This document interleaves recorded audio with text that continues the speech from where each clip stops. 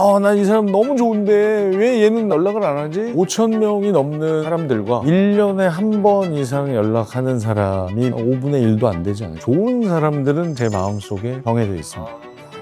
이런 사람이 한 사람이라도 내 옆에 존재한 상태에서 삶을 마감한다면 여한이 없겠구나. 그러면 보통 사람 처음 만났을 때 그 사람을 어떤 기준으로 판단하세요? 누군가를 만날 때 무엇을 보냐? 안녕하십니까. 책이 삶이 되고 삶이 책이 되는 시간, 책과 삶, 책과 사람의 김재원입니다. 인생에서 가장 중요한 건 무엇일까요? 어떤 사람들은 관계라고 말하기도 합니다. 우리 삶에서 벌어지는 이 관계, 어쩌면 되풀이되는 역사의 반복이 아닐까 싶기도 합니다. 오늘 그런 이야기 나눠보겠습니다. 지식형 개그맨, 역사계의 샛별, 개그맨 서경석 씨와 함께합니다. 어서 오십시오. 반갑습니다. 네, 반갑습니다. 우리 구독자 여러분께 인사 부탁드립니다. 책과 삶 구독자 여러분 정말 뵙고 싶었습니다. 네. 이렇게 다시 초대해 주셔서 고맙습니다. 지식형 인간이라는 말이 좋으십니까? 아니면 역사계의 샛별이라는 말이 좋으십니까? 운동자라는 방송이 아, 얘기를 제일 좋아. 네. 축구 잘하는 방송인. 너무 좋죠. 네네. 그러면 역사 얘기를 하려고 그랬는데 축구 얘기를 할까요? 축구를 하다가도 역사를 생각하는 네. 선수. 좋습니다. 아니, 우리가 인생에서 관계 때문에 힘들어 하시는 분들이 많거든요. 이 관계가 내 가치관하고 충돌할 때 많은 어려움을 겪으시는데, 우리 서경석 씨는 인생에서 가장 중요한 가치를 어디에 두세요? 지금 방금 말씀하신 관계라고 최근 들어서 더욱더 굳게 생각하고 있습니다.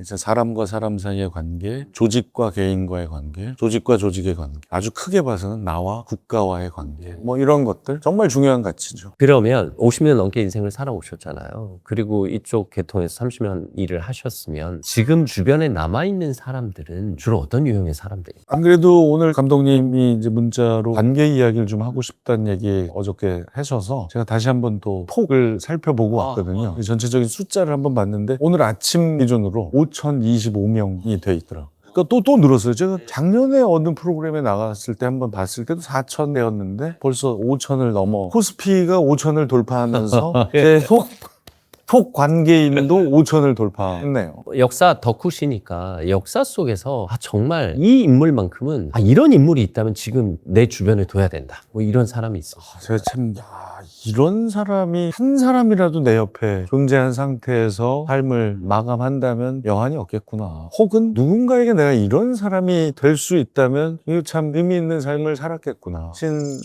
신숭겸입니다. 고려 왕건의 정말 충실한 부하였던 신숭겸 장군. 939 통일의 첫 번째 과정으로 많이 일컫는 공산 전투에서 뭔가 준비가 좀 덜 된 고려군이 후백제의 견훤과 싸워서 수세에 몰립니다. 이제 왕건은 죽기 일보 직전. 이때 충신 신숭겸이 왕건에게 얘기합니다. 전하, 더 큰 일을 도모하셔야 되니 저하고 옷을 바꿔 입으시죠. 그래서 왕건의 옷을 입고 왕건이 흔쾌히 그럴까? 이러지 않았고요. 아니 되네. 여러 번 제안하고 고사하고 이걸 반복하다가 결국 왕건이 고맙네 하고 신숭겸의 옷을 바꿔 입고 스르르 빠져나가게 되고 신숭겸은 왕건의 옷을 입은 채 후백제군의 화살을 맞고 장렬히 전사를 하죠. 그 후에 왕건은 와신상담, 이어지는 고창전투 그리고 1, 2천 전투까지 승리하면서 결국 936년에 후삼국 통일을 이뤄내게 됩니다. 그 후에 이제 태조 왕건은 술자리가 있을 때마다 앞에 빈자리에 잔을 항상 술을 따르고 건배를 하고 술을 들이키는 바로 신숭겸의 잔을 항상 앞에 두고 긴 시간 못 잊었다는 그런 일화가 있습니다. 왠지 숭고한 희생에 겸허해지는 그런. 그래서 숭겸이네요. 사실 현대에 적용을 해보면 요즘 같은 세상에선 아무리 친한 관계라도 목숨까지 바치기는 좀 무리가 있잖아요. 우리가 친구를 위해서 뭘 희생할 수 있을까요? 전 진심을 전할 수 있을 것 같다는 생각해요. 제가 워낙 수많은 관계에서의 착오들 때문에 이제 함부로 금전을 희생할 수 있다 혹은 자리를 희생할 수 있다 이런 얘기까지는 이제 못하겠고요. 좀 섣부르죠. 오은영 박사께서 되게 크게 경고를 했었고 그래요, 맞아요. 그 후로 제가 열어놓고 살진 않는데 대신에 진심은 전할 수 있을 것 같아요. 며칠 전에 그런 일이 있어요. 상당히 한파가 몰아쳤던 저녁인데요. 오랜만에 제가 최근에 또 새로 쓰는 책도 있고 여러 가지 잡다한 일들 때문에 식구들에게 좀 신경을 못 써서 오랜만에 아이와 아내와 함께 앞에 있는 삼계탕집에 걸어서 갔습니다. 근데 요즘 젊은 학생들, 어린 친구들은 아무리 추워도 두껍게 입고 가는 거 되게 꺼려해요. 그러더라고요. 제 아이도 사춘기여서 똑같죠. 저는 정말 너무나 따뜻한 점퍼를 입고 갔고요. 아내도 적당히 괜찮은. 아이는 예상보다 너무나 혹독한 추위에 힘들어했습니다. 근데 제가 그때 입었던 점퍼 안에 아주 얇은 셔츠가 있었고요. 워낙 점퍼가 훌륭했기 때문에 제가 만약 이걸 벗으면 전 끝나요. 감당할 수 없어요. 그런데 제가 그걸 벗게 되더라고요. 그래서 제 아이가 아빠 괜찮아 그랬는데도 제가 아니 아빠는 저 진짜 사나이 출신이어서 이 정도는 상관이 없단다 그리고 이렇게 해주고 너무나 추웠는데 제가 그걸 견뎌내는 걸 보면서 친구에게도 내가 이 정도 할 수 있는 친구가 있다면 그건 진짜 친구겠네 이런 생각을 그때 잠깐 했었거든요. 그때 그 진심이거든요. 제 옆에 있는 사람이 내가 조금 춥더라도 이 사람을 좀 따뜻하게 해주고 싶은 마음 그거를 전달할 수 있으면 진짜 친구다. 그때 되게 뿌듯했어요. 그리고 그때 제 아내의 표정을 봤습니다. 여자 옷이니까 서로 맞잖아요. 네. 아내는 다른 쪽을 쳐다보고 네. 속을 확인하죠. 그러면 보통 사람 처음 만났을 때 그 사람을 어떤 기준으로 판단하세요? 이를테면 수년 전에 이제 아침마당에서 저를 처음 보셨잖아요. 그때 나오셔서 이제 저에게 호감을 많이 표현해 주셨는데 그럼 그런 식으로 누군가를 처음 만났을 때 그 사람의 어떤 부분을 보세요? 그러니까 형님을 처음 뵀을 때를 한번 예를 들어볼게요. 네. 전 상당한 기대감을 가지고 그 자리에 갔고요. 제가 시청자로서는 김재원 아나운서를 많이 봤지만 이제 직접 프로그램 현장에서 진행자와 초대 손님의 관계로 맞이하게 된 건 처음이니까 약간의 긴장, 설렘 이런 게 있어서 잘해주실 거라고는 믿었고요. 저분의 이야기 앤드 진행에 누가 되지 않도록 누군가를 만날 때 무엇을 보냐라기보다는 그 자리가 무의미하지 않게 하려고 합니다. 그를 위해서 그리고 나를 위해서. 그게 제 기준인 것 같아요. 사람을 어떻게 보면 좀 알맹이가 느껴지는 진심입니다. 근데 사실 일상 관계에서는 우리가 그럴듯한 이야기를 들려주지만 알맹이가 느껴지지 않는 그런 대화가 오고 갈 때가 있어요. 뭔가 말은 번들어지게 하는데 저 사람은 진짜 저럴까? 하는 의심을 하게 되는데 사실 저도 그 의심을 하면서 저 사람은 진심일 텐데 의심하는 내가 잘못이지 이렇게 저를 또 자책하곤 하거든요. 이게 그 사람의 진심을 알아내는 방법이 있을까요? 그 방법을 제가 알았다면 아마 오은영 박사로부터 혼나지 않았겠죠. 근데 그럼에도 불구하고 한 가지 제가 이제 원칙을 삼고 있는 것 중에 하나는 너무나 긴 말은 너무나 장황한 말은 너무나 만연한 말투는 그다지 좋은 결과로 이어진 적이 없던 것 같아요. 통계적으로 제 짧은 좁은 생을 정리해 봐도 우리 김지원 작가께서 쓰신 말꽃에도 그런 구절들이 꽤 있는데요. 하나의 명료하고 간결하며 또 뭐죠? 네. 그건 이제 제 책을 읽어보시면 함께 하실 수 있고요. 그러니까 제가 이제 현실에 적용을 좀 해볼게요. 이런 거죠. 제가 경석 씨에게 이 책을 선물 받았어요. 그리고 이제 받자마자 문자를 하는데, 경석 씨에게 이 책을 받았다는 그 감격과 기쁨과 고마움을 어떻게 표현하지? 책 진짜 잘 썼다. 이 책 진짜 잘 될 것 같아.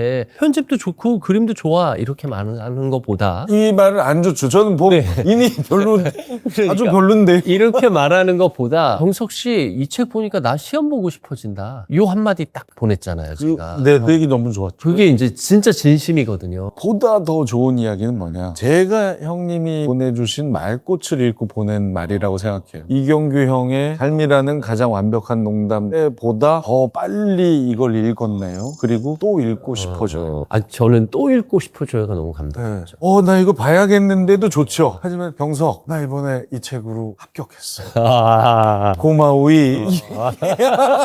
사실 그래요. 이 주변 사람들한테 참 진심으로 말하고 싶고 또 그의 진심을 확인하고 싶은데 진심을 주고받는다는 건 남들이 안 하는 이야기를 하는 게 더 효과적이고 말이 굳이 길 필요 없고 내 마음을 어떻게 하면 전달하고 내가 느낀 감동을 어떻게 효과적으로 전달하느냐의 문제다. 앞서 역사 속의 신순겸이라는 숭고한 희생을 하신 왕건의 얘기도 해주셨지만 역사 속에서 이런 인물만큼은 우리가 좀 멀리 하는 게 낫지 않겠어? 소위 이 박쥐 같은 사람이죠. 이리 붙었다 저리 붙었다를 너무나 스스럼 없이 해내는 사람들. 대표가 그리고 조선시대 유자광. 물론 그의 삶이 어릴 적부터 차별받을 수밖에 없었던 신분적인 한계 때문에 상당히 뛰어난 능력을 가졌음에도 불구하고 인정해주지 않는 사회에 대한 불만을 그렇게 표출했을 수도 있겠지만 그럼에도 불구하고 그의 삶을 이렇게 들여다보면 너무나 숙종이 환국하는 것보다 더 심하게 이쪽에 저쪽에 이시의 난을 함께 진압했던 그 남이 장군을 본인이 거의 같은 공을 세웠다고 생각했는데 남이 장군은 높게 공신 대접을 받고 본인은 신분적인 한계 때문에 낮게 처리를 받았다는 이유로 고자질을 해서 남이를 처형하게 만들고 또 여러 가지 그 반정들이 일어날 때마다 이리 붙고 저리 붙고 저리 붙고 요리 붙고 그런 사람들은 만약에 현대에 그런 사람이 있다면 멀리 하는 게 맞지 않을까 싶습니다. 그런 사람들의 끝은 상당히 비참합니다. 결국은 유배 가서 생을 마감하는데요. 과연 그 삶이 그 자신에게도 과연 만족스러웠을지 한번 묻고 싶어요. 그 어느 쪽의 마음도 사로잡지 못한 거잖아요, 결국. 결론적으로는. 그러면 그 주변에는 자기 사람이라고는 찾아보기 힘들었지 않았어? 그랬겠죠. 그리고 아마 그런 성향을 알았다면 상대도 비슷하게 대했을 겁니다. 겉으로는 우호적이지만 속으로는 독을 품고 대했을 겁니다. 말씀하신 대로 이게 이제 나이 들면서 자격지심 때문이겠죠. 무례하게 상대방을 좀 깎아내리려는 사람이 있어요. 그런 분들한테는 또 어떻게 대해야 돼요? 같이 막 정색하면서 이야기하기도 그렇고 그냥 그러려니 하고 넘기기도 그렇고. 그때는 생각을 합니다. 저는 저것이 과연 충원이냐 아니면 저 사람 원래 성향 자체가 남을 얕보는 경우냐 그걸 한번 판단을 해보고요. 양약은 고우구나 하여튼 몸엔 좋다. 예? 근데 그게 아니고 취미야. 그게 나뿐만이 아니라 얘 누구에게도 계속 그렇게 얘기해. 이러면 저는 먼저 연락하진 않습니다. 그 사람. 그러면 아까 이제 유자가의 사례처럼 제3자에 대해서 혹은 나의 경쟁자에 대해서 뭔가 좀 안 좋은 발언을 하고 깎아내리려고 시도를 할 때는 뒷담화. 네네 이른바 그땐 제가 어떻게 반응을 하는 전 그냥 가만히 있습니다. 혹은 그 사람이 정말 제가 존경하고 정말 잘못된 얘기를 하고 있으면 어느 정도는 저도 반발을 하죠. 그건 아마 다시 한번 생각해 보시는 것도 좋을 것 같네요. 그리고 이왕이면 그냥 우리 얘기하죠. 여기 없는 사람 얘기하지 말고 뭐 이렇게 빨리 그 사람이 살짝 민망해 하더라도 이렇게 살짝 민망하지 않도록 상당히 조심스럽게 그 타이밍을 잡고요. 그러니까 제가 너무 신경을 쓰긴 해요. 아니 사실 저희 같은 사람들이 이제 상대방을 배려하다 보면 저분이 무례한 게 틀림없어요. 저분이 나 아닌 다른 제3의 참석자에게 분명히 무례하게 대하고 있어요. 그러면 우리 같은 사람을 이분을 좀 강하게 저지해야 되는데 그거 못하거든요. 또 이분이 상처받을까 봐. 제가 그런 경우가 꽤 있어요. 그러니까 대놓고 저한테 무시하는 거 말고 제3자를 무시하는 경우에 같은 현장에 있었다. 그 경우 많습니다. 제가 자주 가는 업장에 그런 경우가 꽤 있는데 그럴 때 제 방법이 있어요. 이 사람한테 저기 말 시켜요. 이렇게 누구를 막 무시하고 있어요. 아니 그게 아니고 가만있어 봐요. 어떻게 된 지난번에 내가 했던 거고 어떻게 된 거야? 화제를 살짝 바꿔서 자꾸 나랑 얘기하자고. 그러면 그러다가 저도 한번 혼난 적 있죠. 아니 내 여기 이야기하는데 왜 이렇게 말 시켜? 아니 그게 아니고 내가 좀 급해서 그런다니까. 그게 이제 제가 할 수 있는 최소한의 국면 전환을 예. 제가 사실 못 견디거든요. 사실 그게 제일 불편해요. 네, 그 분위기를 계속 듣고 있을 수도 네네. 막 저지를 하자니 그에 또 이유가 있을 수 있잖아요. 그렇죠. 그들만의. 그때는 이제 딱 그 경우 꽤 접해요. 제가 그 현장. 뭐 경석 씨의 지혜로우시니까 항상 5천여 명의 주소록에 있는 사람들과 어떻게 보면 좀 불가근 불가원의 관계를 유지하시는 건가요? 아니면 그분들과의 관계를 유지하고 지키는 원칙 같은 게 있으시나요? 그러니까 5천 명이 넘는 주소록의 사람들과 1년에 한 번 이상 연락하는 사람이 몇 명이냐 묻는다면 저는 5분의 1도 안 되지 않을까 싶어요. 그래도 1,000명이잖아요. 그럼 저는 천등 안에 드네요. 형님 최근에 엄청 연락하는 거죠? 그러니까 누군가 나의 지인인데 그 사람을 판단한다는 거는 좀 무리가 있잖아요. 그 사람을 어떻게 평가해서 내가 분류해 놓는다? 이것도 좀 아닌 것 같아요. 어떻게 보면 아무리 거래처 사람이고 아무리 비즈니스 관계라고 해도 내 지인인데 내가 이 사람을 좀 분류해서 이렇게 다르게 대한다던가 이런 건 관계에서 바람직하지 않다고 생각하거든요. 근데 실제로 관계에서 성공하려면 그렇게 해야 된다고 주장하시는 분들이 있어요. 그래요? 네. 그러니까 저는 안 좋은 사람이다, 낮은 등급의 사람이다라고 분류는 하지 않고요. 좋은 사람들은 제 마음속에 정해져 있어요. 네. 어느 정도. 이 사람은 내가 자주 좀 자리를 하고 싶어. 이 사람은 내가 조금 고민이 있을 때 먼저 전화를 해보고 싶어. 이 사람은 아무 일 없어도 왠지 소주 한 잔 2달에 한 번은 하고 싶어. 이런 사람들이 있어요. 그런 분류는 제가 해놓은 것 같습니다. 분류까지는 아니고 그분들을 따로 마음속에 저장해 놓은 건 있죠. 그러면 그런 분들은 기념일도 좀 챙기시고 그러시나요? 생일 이런 거. 네네. 생일까지는 저는 그거를 미리 해놓는 사람이 뭐죠? MBTI로? 네, 뭐 좀 꼼꼼하신 분들이 있더라고요. 네, 그걸 뭐라 그래요? J잖아요. 전 P라서 그렇게까지는 안 되지만 우연히 어느 날 아침에 톡을 딱 봤는데 생일이라고 또. 여기 떴는데 맨 윗줄에 내가 좋아하는 사람 떴어요. 그럴 때는 제가 이제 네네. 선물 보내기 간단한 뭐 커피 교환권이라든지 사인이라든가 이런 네. 거 정도 보내기도 하죠. 그날 눈에 띄면. 근데 내내 연락 없다가 생일에만 연락 오시는 분들도 또 있긴 해요. 그런 사람들도 있는데 저는 그건 되게 고맙게 생각해요. 사실 그렇죠. 이게 선물 좀 보내서 제가 이렇게 선물함에 많이 쌓여 있어요. 네. 커피 선물들을 많이 주더라고요. 그래서 아주 든든합니다. 얼마 전에도 우리 감독님하고 잠깐 그 두 썸에서 만났는데 내가 그걸 쓸까 하다가 좀 창피해서 제가 그냥 다른 걸로 결제했는데 아이고. 가지고 있으면 되게 괜찮죠. 그럼요. 든든합니다. 네. 관계로부터 좀 자유로워지는 게 맞을까요? 아니면 내가 관계를 좀 잘 지키려고 늘 꼼꼼하게 연연해하고 신경 쓰는 게 맞을까요? 그 딜레마죠. 관계에 되게 집착하시는 분들이 있고 아니면 관계를 또 너무 아무렇지도 않게 염두에 두지 않는 분들도 있잖아요. 저는 집착이 오히려 더 문제라고 저는 보거든요. 그래서 과유불급, 정말 지나친 건 아만 못하듯이 차라리 그럴 거면 그냥 자연스럽게 흘러가든. 네, 순리대로 가도록 하는 것이 맞다. 아, 나 이 사람 너무 좋은데 왜 얘는 연락을 안 하지? 지금 몇 시인데 이 사람은 뭐 할까? 이거는 아니라고. 이제 자연스럽게 만남의 횟수가 반복되면서 가까워지는 거죠. 사실 네. 방금의 이 이야기는 연인 사이에서도 이게 과하면 범죄로까지 발전하잖아요. 문제가 되게. 이건 꼭 지켜줘야 된다고 생각해요. 어, 그럴 바엔 차라리 그냥 놔둬라. 그게 더 낫다. 제 소견. 공부에 집착하시는 건 아니죠? 아니, 집착하면 이 정도 하면 안 돼.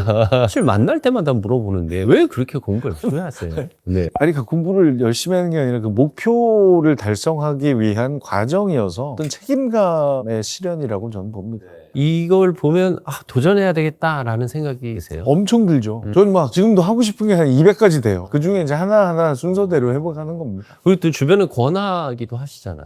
이런 한능검 시험 같은 건 네. 정말 우리말을 사랑하는 분께는 정말 필수라고 보는 거죠. 아니, 그러니까 그게 좋으니까 이제 권하시는 좋죠. 거죠. 네. 형님도 학교 다닐 때 했던 그 국사 공부 네. 기억이 나실 거예요. 사실 그때 이후로는 딱히. 네. 그리고 그때는 정말 말 그대로 내신, 입시 이거 외에는 아니었잖아요. 지금 성인이 돼서 조금 성장해서 보는 역사는 좀 달라요. 재미가 있어요. 그 독특한 재미가. 그래서 저는 추천하는 거고요. 역사 속에서 사람이 사람을 판단하는 기준들이 있어요. 제 말은 왕이 신하를 고를 때, 부하를 등용할 때 보고 판단하는 기준들이 있나요? 있겠죠, 당연히. 시대별, 그리고 왕, 개인 성향별, 그 당시 상황별 다 다르죠. 그럼에도 불구하고 그 시대와 개인의 다름과 상관없이 일정한 기준 하나가 있는 것 같긴 해요. 한두 가지가. 예를 들면 일단 능력이죠. 어찌 보면 차가운 얘기일 수도 있는데요. 착한 것이 일 못하는 것을 덮어주기는 예나 지금이나 쉽지는 않다.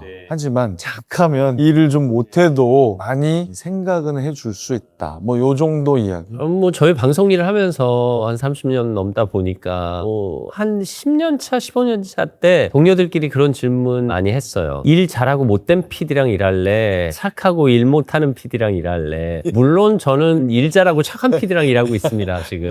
네. 그러니까. 그럼요. 맞아요. 책과 삶은 일 잘하고 최고죠. 착한 PD, 능력 있는 PD랑 일하고 싶은데 그런 딜레마는 있거든요. 그래서 고르라고 그러면 누구랑 하신다? 저는 착한 PD가 일을 잘하도록 도와주고 싶죠. 아니, 그러니까 다시 여쭤볼게요. 네.